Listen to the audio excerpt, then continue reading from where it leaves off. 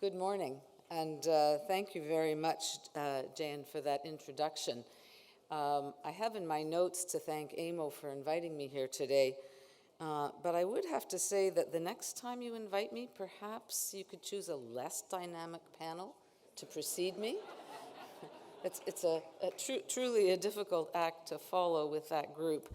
I enjoyed it and frankly wanted to jump in a few times, especially when they were talking about do municipalities need other sources of revenue? We know the answer to that, don't we? But seriously, thank you to AMO for the invitation to speak about one of my favorite topics, but probably not one of your favorite topics, and that's the property tax. As one of my colleagues in the US often says, it's the tax that everybody loves to hate. But every few years, AMO invites me to come and talk about how important the property tax is to local governments and why we need to make it work as well as it possibly can. In 2019, I talked about why market value assessment is the best way to assess property values for property tax purposes. I'm not going to do that today. I'm going to assume that you all already know that. Today I want to look a little bit into the future for property taxes. And I do have some slides. Do I just click it, or are they going to?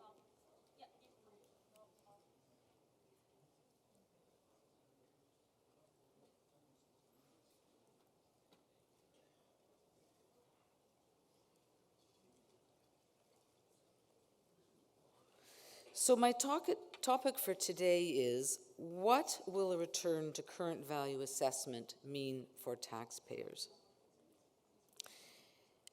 And let's just start with some background. Property taxes are important to local governments because, as you know, they account for more than 40% of local government revenues in this province, on average. And they are based on current value assessment, or sometimes we refer to it as market value assessment. And that's simply defined as the price that would be struck between a willing buyer and a willing seller in an arm's length transaction. So if I put up my house for sale tomorrow and I get some bids on that house and they're not people that I know or they're not family members and we agree on a price, that is the market value or the current value of the property. How we've been doing property taxes in Ontario for the last while is on a 4-year assessment cycle with 4-year phase-ins. So the assessment is determined as of a particular date, and that amount is phased in 25% a year over a 4-year period, and at the end of 4 years, the full market value kicks in. However, the last reassessment was done for the 2017 to 2020 time period based on 2016 values. The provincial government has since frozen assessments and postponed any reassessment during the pandemic. What does this mean? It means that for 2021, 2022, and 2023, assessment is based on 2016 values. Well, I don't know about you, but my world has changed a lot since 2016. We have gone through, probably are still going through, a pandemic that has affected all of our lives, but it has also had an impact on property values. So what will happen if there is a reassessment and property values are based on a more current year? Well, let me start by being very clear and telling you what a reassessment does not mean. It does not mean an increase in property taxes. Let me say that again. A reassessment does not mean an increase in property taxes. That's important to say because the media always talk about the new assessments are out, the values have gone up 25%, property taxes are going to go up 25%. Taxpayers get their notices of assessment. They see, oh my goodness, my value's gone up, my property taxes are going up. And even some municipal politicians have said at times that when assessments go up, property taxes go up. I was talking to a taxpayer in Ottawa yesterday who said, oh, I'm dreading my reassessment because I know my value has gone up and my property taxes are going to go up. But that is not true. An increase in assessment of 25% does not mean an increase in property taxes of 25%. And that is because reassessments are revenue neutral. In other words, tax rates are required to fall when assessments go up. A reassessment is not a reason for a property tax increase. Property taxes are a tax rate times a tax base. In Ontario, if the base goes up, the tax rate comes down. That's not true in all provinces, you might be interested in knowing. Nova Scotia, for example, the tax rate doesn't have to come down and often doesn't come down. But in Ontario, it's revenue neutral. Of course, if municipalities decide to increase their reliance on the property tax because their budget has gone up or because they've lost some other revenues, property taxes will go up. But it's not because of the reassessment, it's because of a decision to increase property taxes. So the first point that I'm making is a reassessment does not mean an increase in property taxes. What does it mean? Well, it means fairness. It means equity. It means if my house is assessed at $750,000 and your house is assessed at $750,000 and we live in the same municipality, we'll pay the same taxes. That sounds fair. It is fair. But it also means that there will be shifts in taxes. Some people's taxes will go up, some will go down. Revenue neutral overall, but there will be some shifts. So go back to my example. Property values go up, assessments go up by 25% across the board. If my assessed value goes up by more, if my assessed value goes up by 25%, my taxes won't change. If my assessment goes up by more than 25%, my taxes will go up. If my assessment goes up by less than 25%, my taxes will go down. So there's obviously going to be a shift from some taxpayers whose values were undervalued or are now up to market value,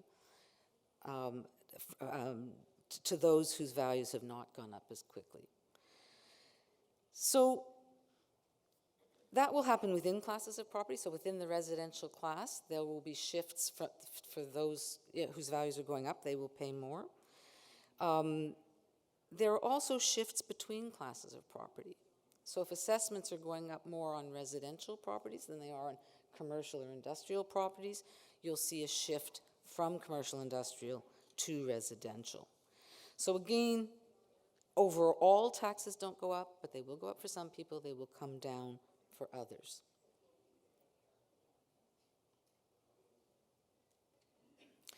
So what has happened since 2016? Well, quite a lot of things have happened since 2016. One thing that has happened is more online retail. People are shopping online, ordering things online. That happened before the pandemic, but it was certainly exacerbated by the pandemic. So what does that mean? It means that stores on main streets are closing down. You're seeing strip retail suffering. You're seeing shopping malls suffer. And, you know, this is not just an Ontario problem. It's not just a Canadian problem. Before the pandemic, I was in the UK, and London and other major cities were very concerned about what they call their high streets, which are their retail streets, and because businesses were leaving. And so if we freeze assessment at 2016, and these stores are closing down, the values of those properties are going down, but people are still paying taxes on the basis of 2016 values. We're seeing more distribution centers. Amazon, you see all their warehouses and distribution centers everywhere. Again, that's changing. That's going to have an impact on the value of those properties. But they are not being reflected in the assessments that we see or in the taxes that we pay. So they're getting a break because they are not being assessed according to what their current market value is. And then there's the phenomenon, and we talked about it before in the previous panel, on more people working from home. And that's a big question mark. I mean, that certainly, again, started before the pandemic, but was a big deal during the pandemic, people working from home. Not everybody. you know, people in a professional capacity, financial industry, science and technical industries. Not everybody can work from home, but it's a lot of the people who are working in downtown financial buildings, office towers, who are working from home. So what happens to that real estate value? And will it continue? Will people go back into the office? And there's quite a literature on this. A lot of scholars are wrestling with, are people going to go back to the office? Are offices going to change? If people go back to the office, are the offices going to look the same, or are they going to go into the office because they want to meet with people? We need more social space, less, you know, offices, more open spaces, more meeting places. Does that change the value of the building? And we haven't seen much here, but there's a recent study by Howard Chernick in the US and some of his colleagues looking at 8 US cities, Chicago, Los Angeles, San Francisco, Atlanta, Miami, Charlotte, North Carolina, Austin, Texas, and New York, and looking at what's happening to commercial space. And they have found that the demand for commercial space in those cities has fallen between 12 and 25%, and in some cases, more than 25%. Again, it depends on how much remote working there's going to be. The impact on property taxes hasn't been felt yet, because the reassessments haven't taken place, and they feel that the impact we'll know more about in 2023 and beyond. But there has to be some sort of impact on people working from home, on the demand for commercial space, and therefore the value of that commercial space, and therefore on property taxes. Are they overpaying taxes now? Possibly. We talked in the last panel about the escalation of housing prices and what is the impact on residential property values. And that, again, they were going up, now they're coming down a bit. What will be the impact? So all of these things are going on that are affecting commercial space, residential space, retail stores, and they've all been reinforced by the pandemic. And when we have a reassessment, and those are valued at their current value, not 2016 values, we're going to see a lot of shifts towards distribution centers, possibly away from retail and commercial space, maybe more on residential. So those are the kinds of things we have to expect going forward. But leaving the values at the 2016 value means that some taxpayers are paying more than they should, and some are paying less.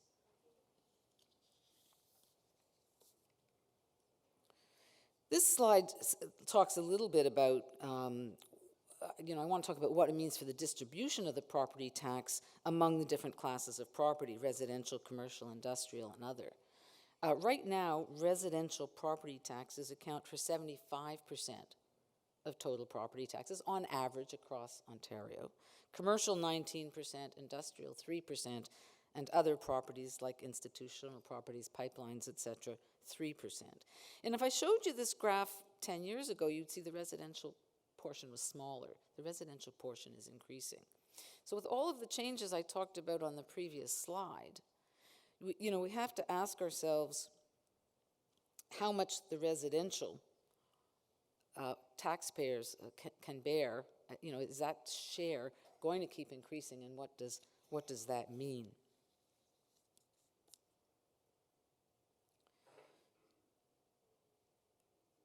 So where do we go from here? And I have a couple of suggestions. And those of you who've seen me at AMO before know these are not new suggestions, but we don't give up on good ideas. Even 30 years later, we keep espousing them, hoping one day they will be heard. One is to move to annual reassessments.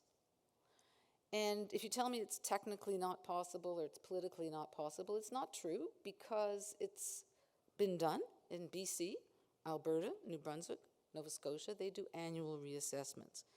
Why do I want annual reassessments? Why do I think that's a good idea? Because it maintains equity in the system. So you're up to date. If you're comparing my house to your house, we're going to treat each other fairly. If we're both valued at the same, we'll pay the same taxes. As we let it go for year after year after year, that equity is lost because the values are changing. The other thing is that it reduces the shock from a reassessment. After 4 years, and now we're talking after 7 or 8 or I don't know how many years, the impact's going to be much greater than it would be if we reassessed every year. So smaller changes more frequently is going to be fairer and less shocking to people when they get their assessment notices. And it's more easily understood by taxpayers. Taxpayers know what their houses are worth. So if you give them a value that's 4 years out of date, phased in, they may not really grasp what that means. If you ask them what their house is worth today, they generally have some idea of what that is. So it's a lot easier for taxpayers to understand. But it may be more difficult to sell for you as politicians, where every year that notice goes out with a different number on it. So from an equity point of view, from a transparency point of view, from an impact point of view, it's a good way to go, and other provinces have done it. And the other thing that I have been talking about for many years, and AMO has been talking about as well, is to allow municipalities to pursue other revenue sources and be less dependent on the property tax. Now, the property tax is a good tax for local governments. I have said this for many years. It's a stable and predictable source of revenues. During the pandemic, transit fares went down, user fee revenues went down, but property taxes actually kept coming in. I think you know that. Some of them were delayed, but it's a fairly stable and predictable source of revenue. It's hard to avoid a property tax. Properties don't get up and move and go into other jurisdictions the way people can. So when you tax property, you've got something that you can tax. It can't run away. It can't be avoided. It's connected to services. Your property taxes pay for your sidewalks, your street lighting, your roads, your transit, your parks, and these are all reflected in your property values. There's a direct link between, and this is not true of any other tax, there's a direct link with what you pay and what you're getting. People can see that. It supports local autonomy because it's largely, not entirely, but largely a local tax. So it's your tax. And some people think it's regressive. There's lots of studies on that. I personally think it's not all that regressive. I think on average, higher income people live in higher valued houses. There are exceptions, but by and large, I don't think it's that regressive a tax. So it's a good tax for local governments.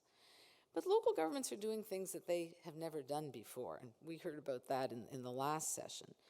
And so having access to maybe income taxes or sales tax revenues aligns with some of the social services and things that you're delivering more than a property tax does. So diverse revenue sources will give you more flexibility. And if I can go back to the study that I mentioned on commercial office space by Howard Chernick et al., their study also found that those cities that had more sources of revenue besides the property tax did better during the pandemic than those that relied only on the property tax. For example, New York City found its income and sales tax revenues went up during the pandemic. So having a range of taxes gives you more flexibility and opportunities to do more things. So I say, as I always do, that the property tax is a great tax for local governments.